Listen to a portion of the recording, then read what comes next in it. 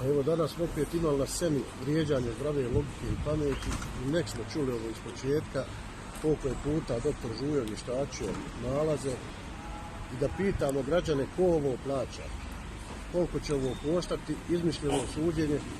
Evo vidjeli smo, čitao je ponovo optužnicu korumpirani tužioc Sead Plještalca po nalogu Dalide Burzić i ovo sve više boli i ovo sve više košta. Šta je Dalida Burzić uradila, formirala lažnu optužnicu?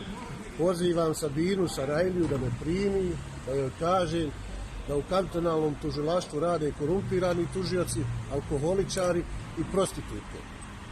Ne mogu oni 3,5 godine mene ubijati, mene ne mogu potkupiti, ne mogu mi ruku zavrnuti. Ja idem do kraja.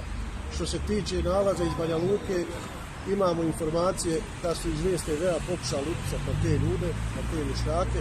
To je prijavljeno u državnom tužilaštvu i državno tužilaštvo je reportilo. Dalida Burzić, neću stati, nisam se umorio, neka si sudija, neka te tamo namjestio, ko te namjestio, ali ja idem do kraja, ti si kriminalac, ti si korumpirana, zavrtila si čitav sistem i ovo ti neće poći.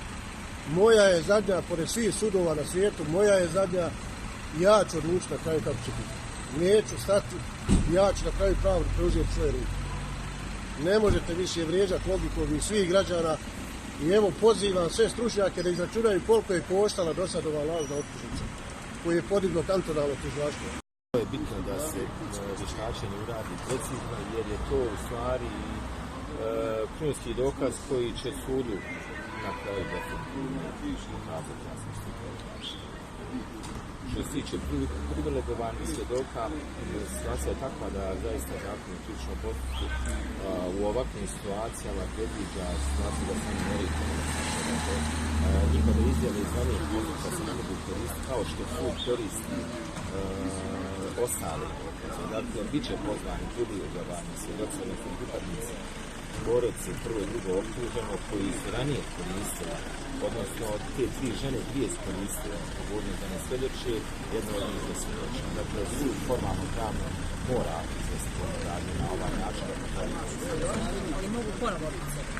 Pa to je do njih, ali pretpostavljam da će sigurno biti odluka ista, odnosno da neće svjedočiti, da će koristiti beneficiju koju predviđa zakon, da ne mora izvesti.